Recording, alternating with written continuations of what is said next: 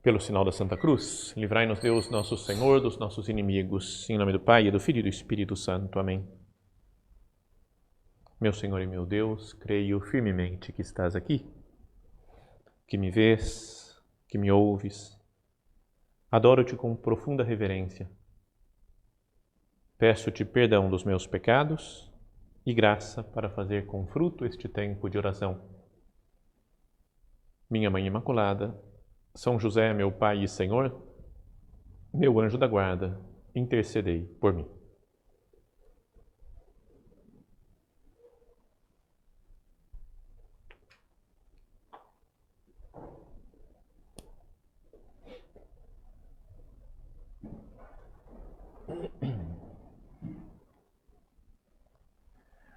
Como nós tínhamos anunciado já na semana passada, vamos começar uma nova série de meditações. Falávamos antes sobre aqueles personagens desconhecidos do Antigo Testamento.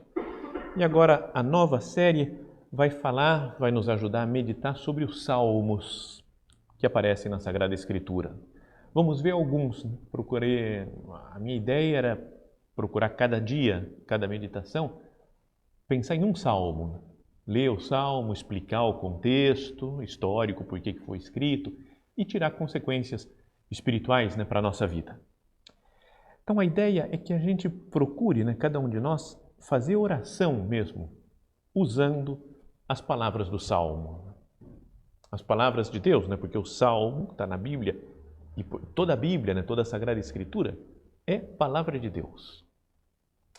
Até alguém já perguntou assim, falou, como é que é possível, Se a Bíblia é palavra de Deus, como é que os salmos, que são um monte de orações de petição, a gente pede coisas para Deus, a gente tem alguns de pedir perdão para Deus pelos pecados.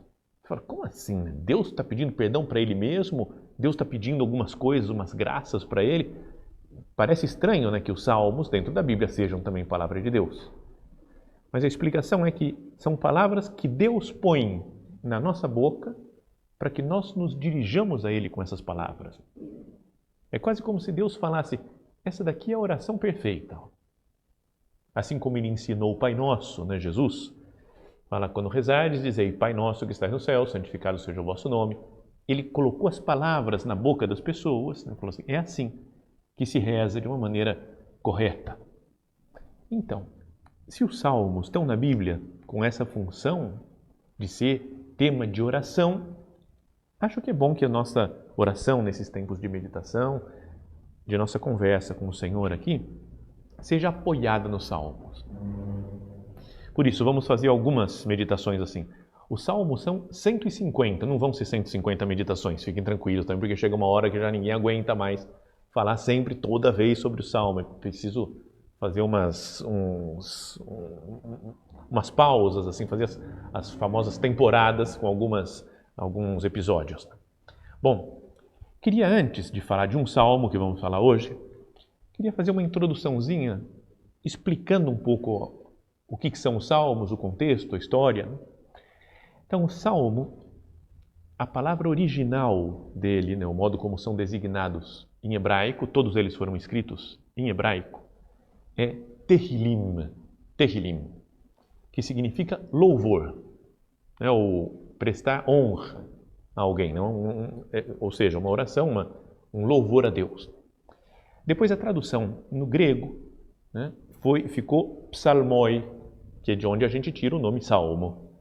E psalmoi, em grego, significa um hino para ser cantado com música. Então não é só para se fazer oração, para meditar, mas também para cantar, Muitas vezes é bom, então, que na missa, no salmo, lá que chama salmo responsorial, seja cantado, pelo menos uma parte, a estrofe, na história do povo de Israel, na história da igreja.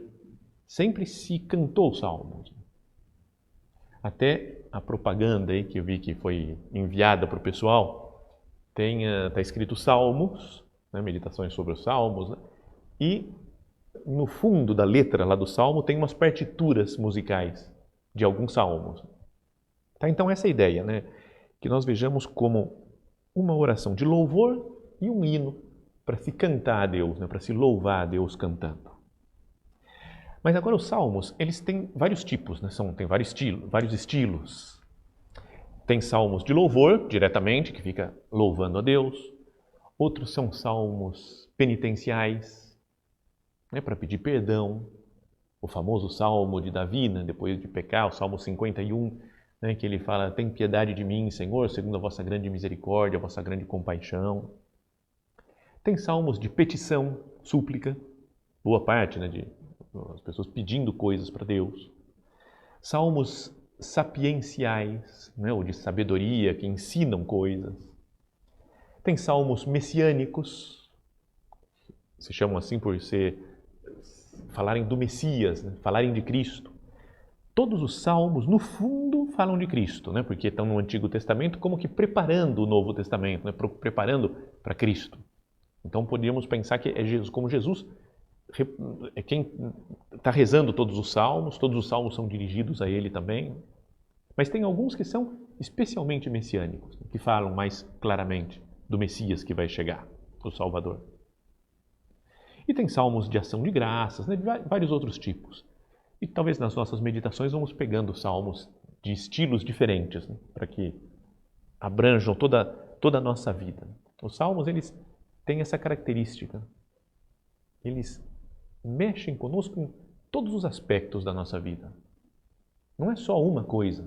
Na nossa vida deve ter momentos de louvor a Deus, tem momentos que a gente se arrepende, tem que pedir perdão, tem coisas que a gente quer agradecer a Deus, tem coisas que a gente quer que nos instrua, que nos ensine, não é? Ou tem coisas que nós queremos pedir a Deus. Então, todas as necessidades da vida humana, podíamos dizer que estão contempladas nos Salmos. Tem um problema de numeração no Salmo. Vocês nunca viram isso daí? Quando você vai citar um Salmo, que Salmo que é? É o 26, 27, o pessoal fala, né? Às vezes aparece 26, entre parênteses 27. Ou 27, entre parênteses 26. Não é? E você fala, o que significa isso? Então, a explicação é que os salmos foram escritos na língua hebraica, depois foi feita uma tradução grega de toda a Bíblia, né? A versão lá do Septuaginta, dos 70, que se chama. E essa versão, ela pegou o Salmo número 9 e dividiu em 2. Então, em vez de ser só Salmo 9, a primeira parte é Salmo 9 e a segunda é o Salmo 10. Então, o Salmo seguinte, que seria o 10 hebraico, passou a ser o 11 grego. E então aí deu confusão. Aí ficou, porque o Salmo 9 teve essa divisão. E depois eles fizeram o contrário no Salmo 146 e o 147. Juntaram num só, no 147 do hebraico. Então, o Salmo se acerta a numeração. São 150 salmos. Batem os números do 1 ao 9 e depois do 147 ao 150. Ou seja, a grande maioria dos salmos tem essa numeração bagunçada. Então, e depois a igreja, porque ela seguiu muito tempo a tradução, a Vulgata para o latim, tradução de São Jerônimo, ela usa a numeração mais baixa. Do 26, 27, ela fala o Salmo 26. Né? O Salmo 33, 34 é o Salmo 33. Mas aqui nós vamos usar a numeração hebraica, porque é a que os últimos papas têm usado. Quando eles citam algum salmo, falam o salmo tal, então significa de acordo com a primeira numeração lá que foi feito, o salmo, em hebraico, no original. Certo? Mas depois também a gente pode falar, a Bíblia da Ave Maria, por exemplo, usa a numeração da igreja, a numeração latina. Tá? Então, só para não causar confusão.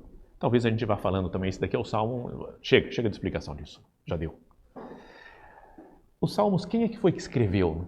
Então, todo mundo fala, os Salmos do rei Davi. E é verdade, porque muitos Salmos foi ele, mas não foram todos. Boa parte dos Salmos são atribuídos a Davi, talvez ele tenha escrito mesmo pessoalmente.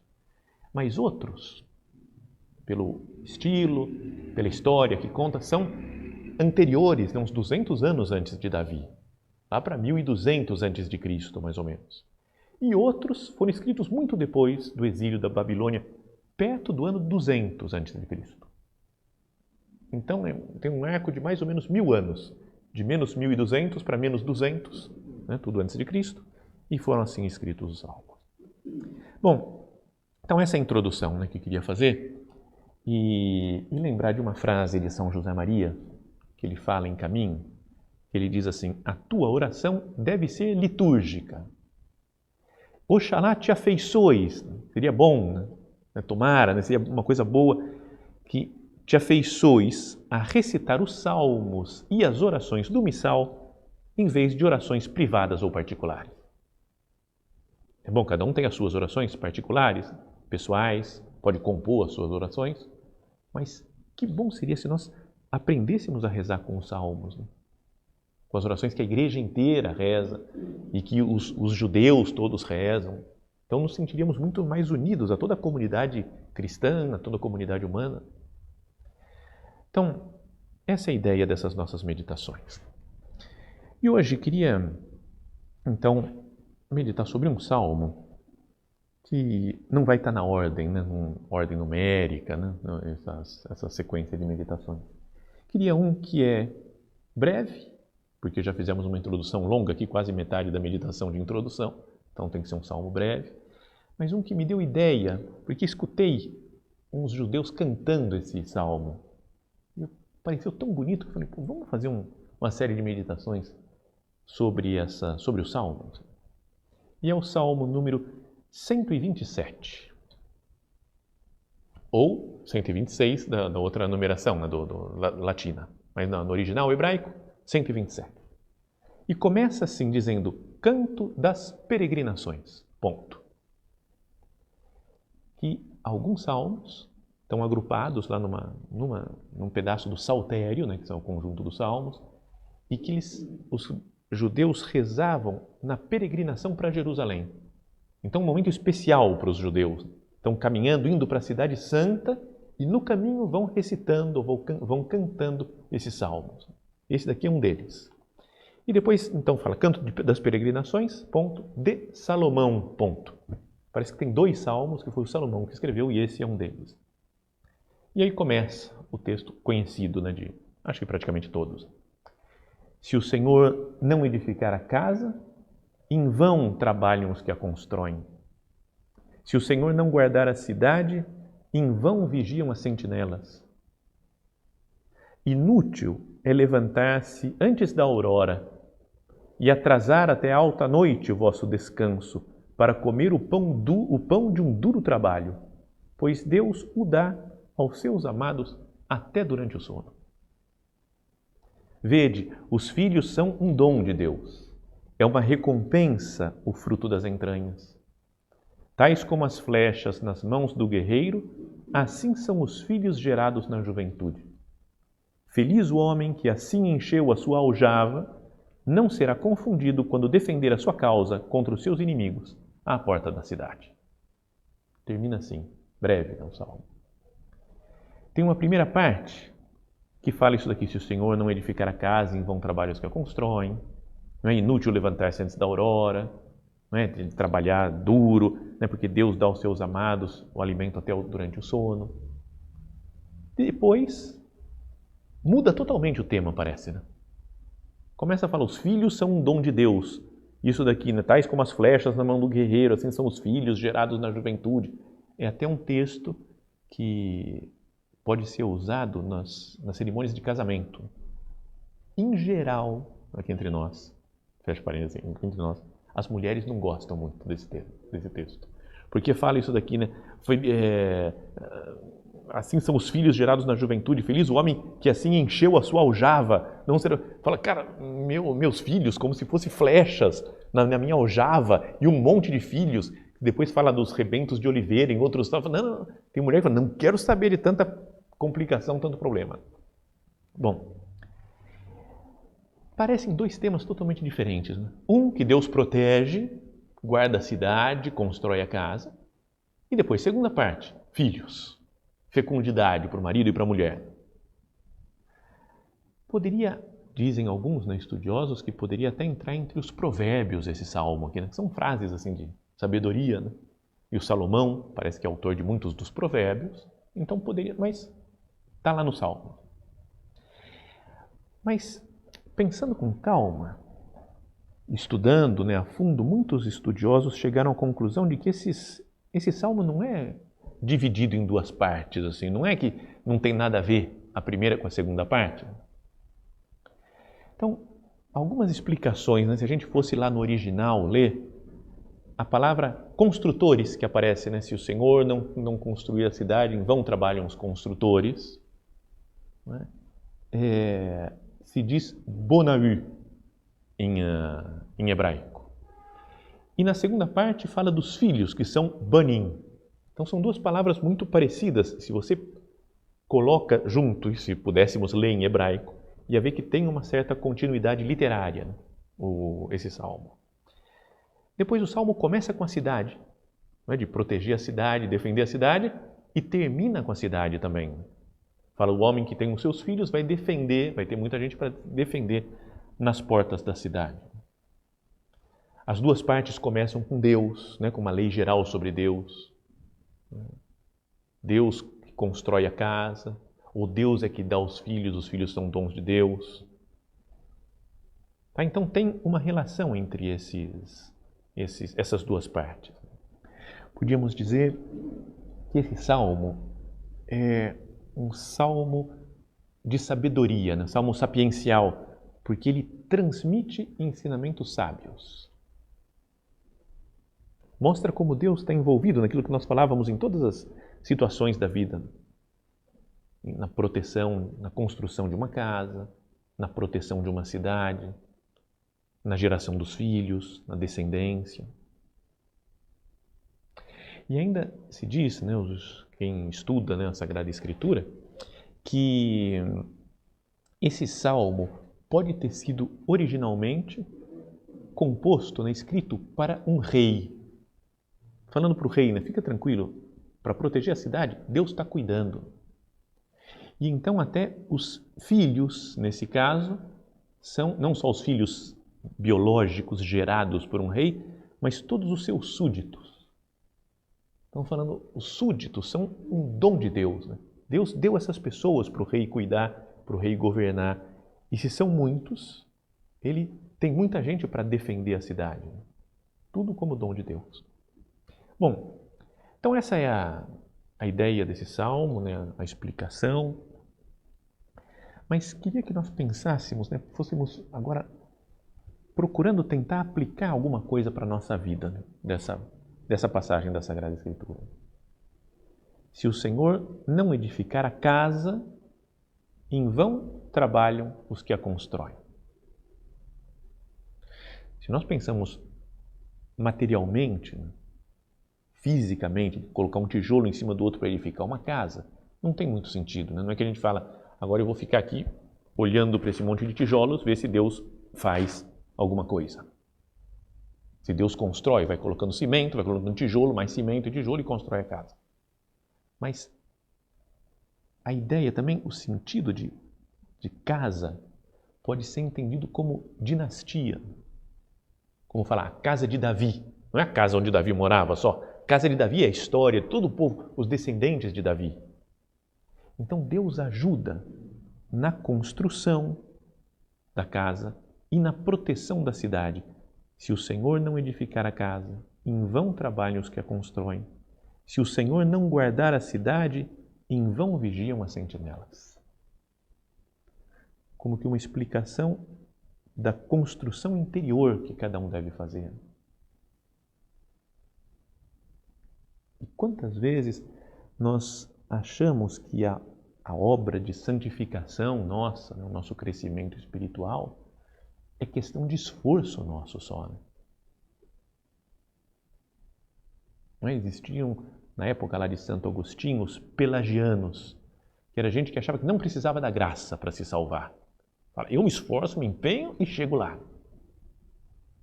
Será que atualmente não tem na igreja também um certo pelagianismo?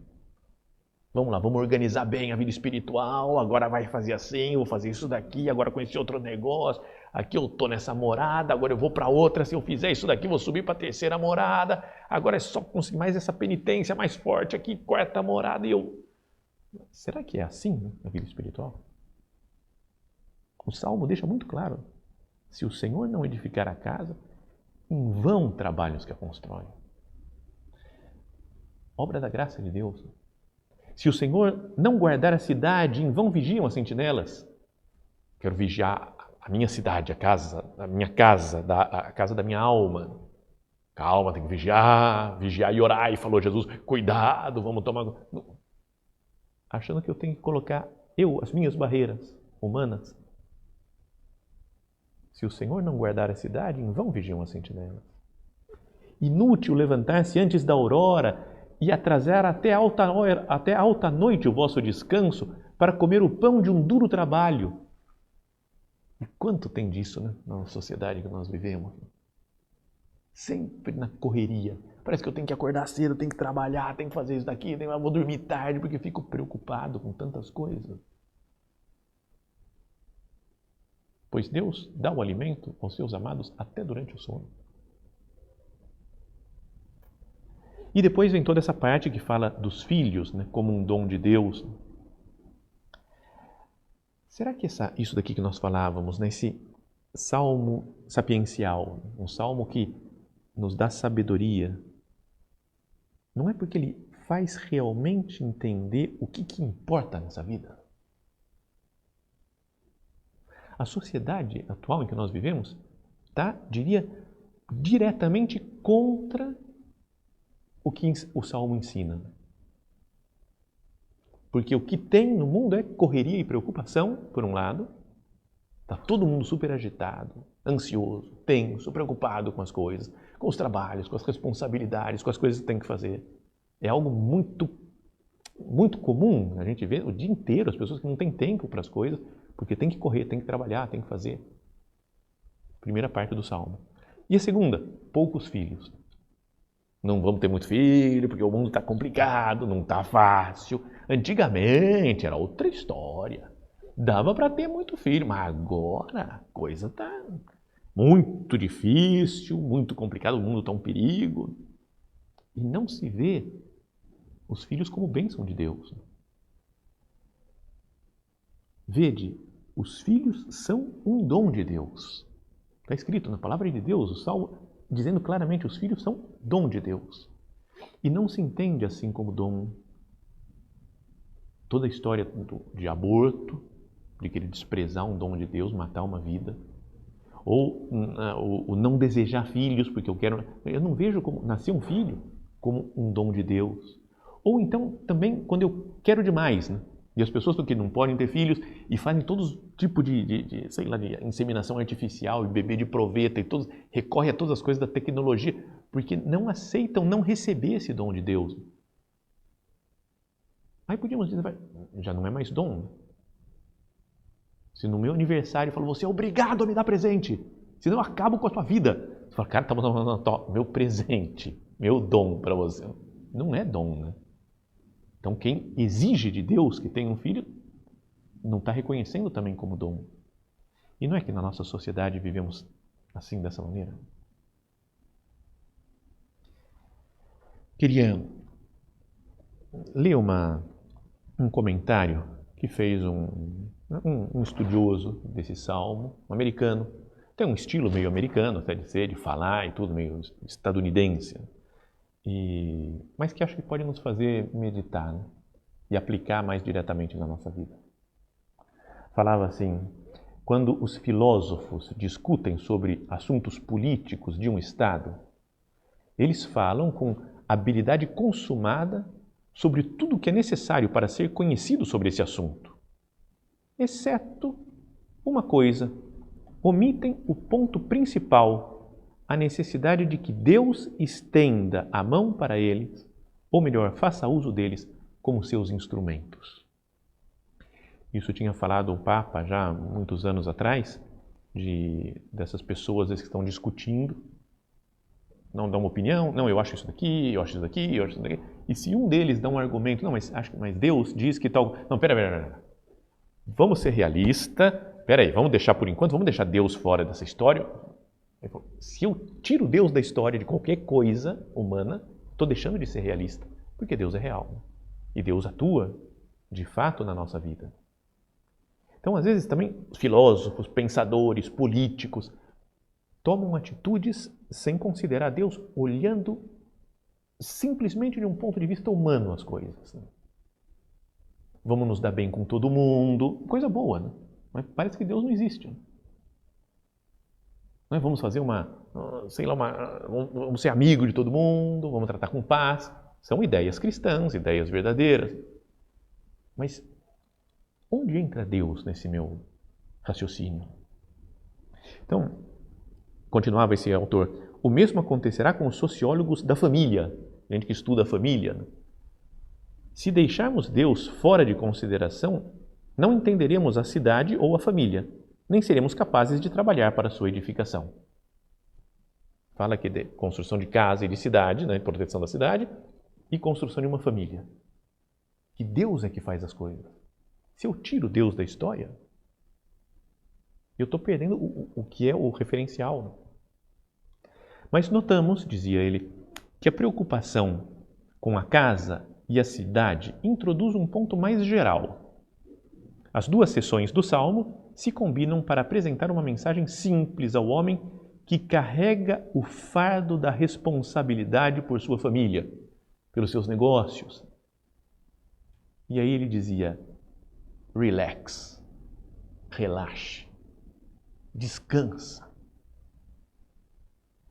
Porque a nossa vida, pensa na pessoa que tem uma obrigação de trabalho, ou tem uma obrigação na sociedade qualquer, ou na cidade, no meio político, ou na sua família, é responsável para alimentar os filhos.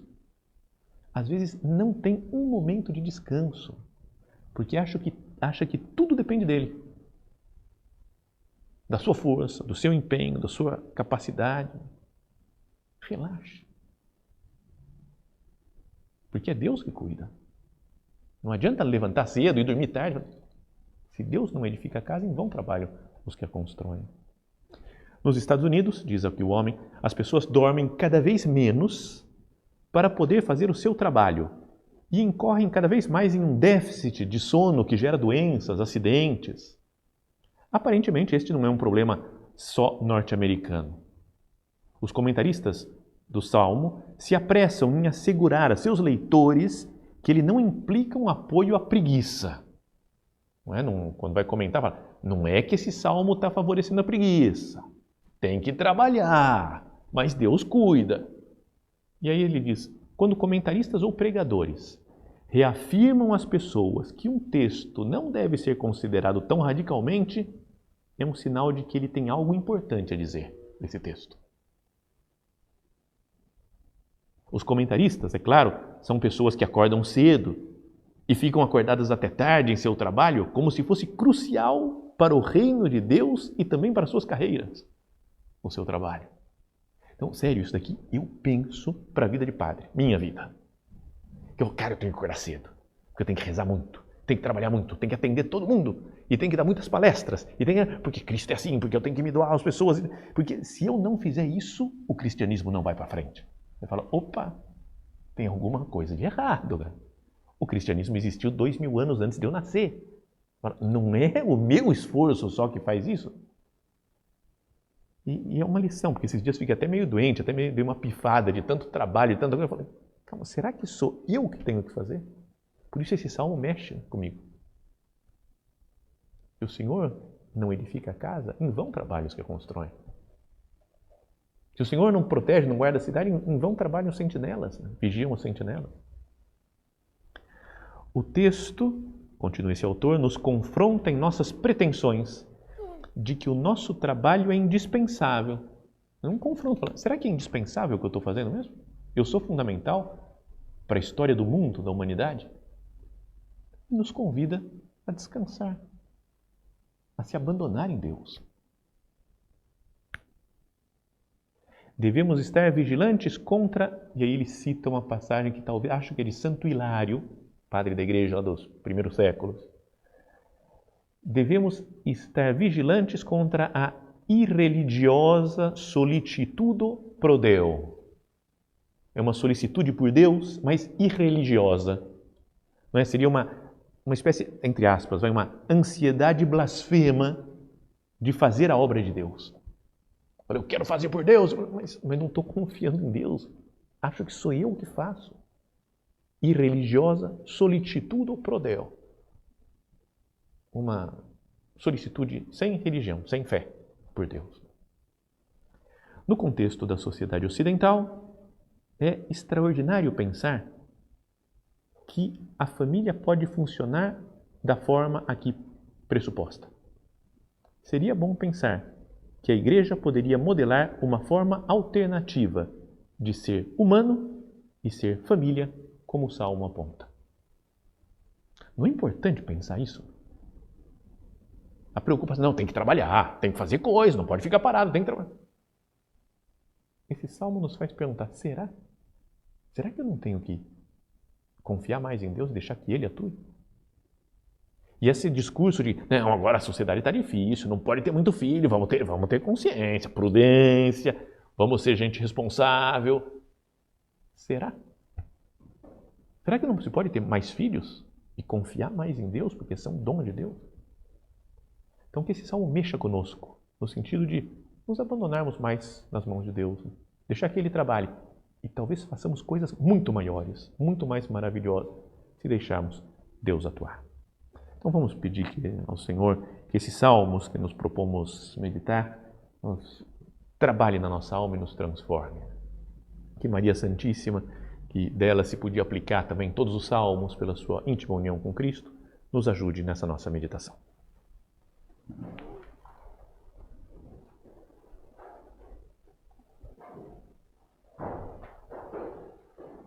Dou-te graças, meu Deus, pelos bons propósitos, afetos e inspirações que me comunicaste nesta meditação.